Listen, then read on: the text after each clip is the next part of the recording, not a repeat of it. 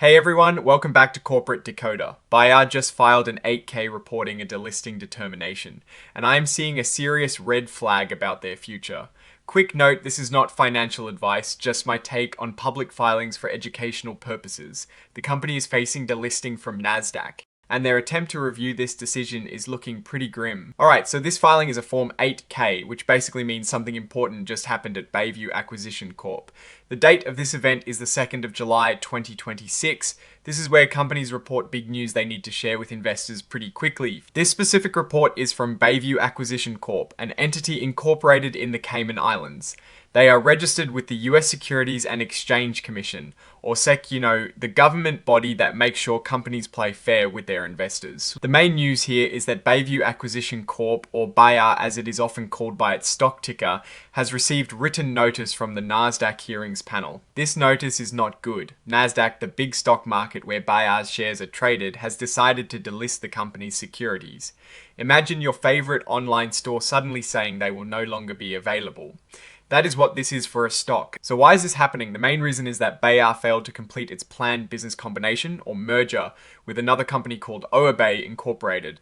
They had a deadline of the 19th of June 2026 to get this done, and they missed it. This is a classic problem for special purpose acquisition companies or SPACs, which are essentially shell companies created to merge with another business. If they don't find a business to merge with and complete the deal within their time frame, they can run into serious trouble. Like this. Because of this failure, Nasdaq is suspending trading of BAYAR securities. This means starting the 7th of July 2026, you won't be able to buy or sell BAYAR stock on Nasdaq anymore. This is a pretty big deal, as it makes it much harder for investors to get their money out. Now, this isn't the first time BAYAR has faced delisting.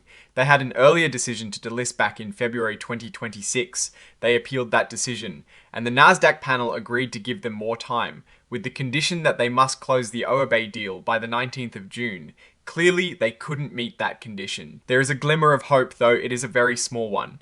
BAYAR has the option to ask for a review of this delisting decision by another group, the Nasdaq Listing and Hearing Review Council.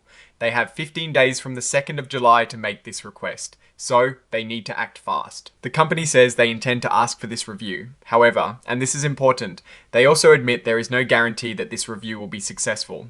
This wording is very cautious, which usually means they do not have a lot of confidence in the outcome. It is like saying you are going to ask your parents for a later curfew, but you know they've said no before. Now, let's talk about this forward-looking statement section. Companies include this to warn investors that their future predictions might not come true. They use words like believes, expects, and plans. But here, they're essentially saying that there is no certainty that they will win this appeal, or that their deal with Oabay will ever happen. This is a pretty stark warning from the company itself. So what does this all mean for investors? If BAYAR is delisted from Nasdaq, it will be incredibly difficult to trade its shares. Finding buyers or sellers will be tough, and the stock price will likely plummet. Think about what happened to Radio Shack before it went bankrupt. Companies that get delisted often struggle to survive. When Kodak did a 1-for-20 reverse split in 2021, holders saw roughly a 40% additional drawdown over the following 90 days. A $1,000 position there became about $600. While this isn't a reverse split, the delisting itself functions as a major obstacle to liquidity and shareholder value.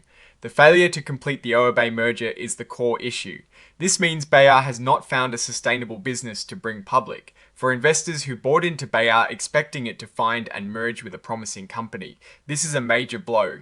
The trading symbol BAYAR has seen its right value plummet according to some reports we found. The company's intention to appeal is a procedural step, but the language used suggests they are not optimistic. Without Nasdaq as a listing venue, BAYAR will likely trade on the over-the-counter markets, which are far less regulated and liquid. This is generally a negative sign for the stock's value and accessibility. My biggest concern here is the lack of clarity and the high probability of delisting from a major exchange. The company is essentially admitting they might not be able to secure their listing.